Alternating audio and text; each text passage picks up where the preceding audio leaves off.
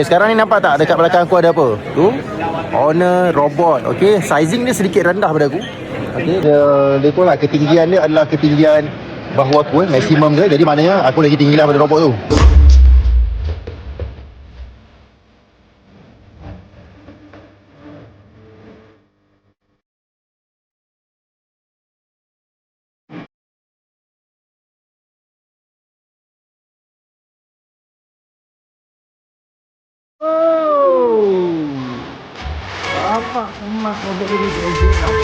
This last by the grace of the fire and the flames.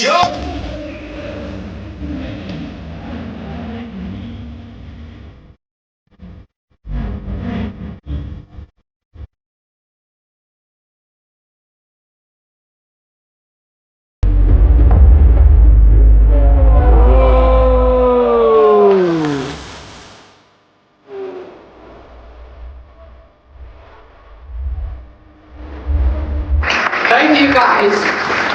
We'll see them later. See them later.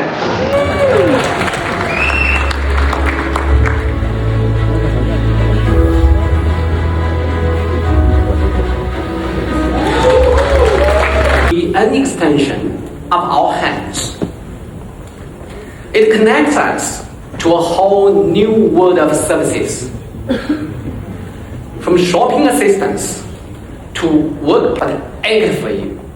This is how we gain a new kind of superpower. And this is how Honor's augmented human intelligence truly comes to life. Jadi itu sajalah video aku pasal robot Honor yang terbaru tu. Okey, Honor Alpha. Apa pendapat korang? Teknologi robot daripada Honor kali ni. Alah, ada seorang kat rumah, menarik juga kan, ada kawan.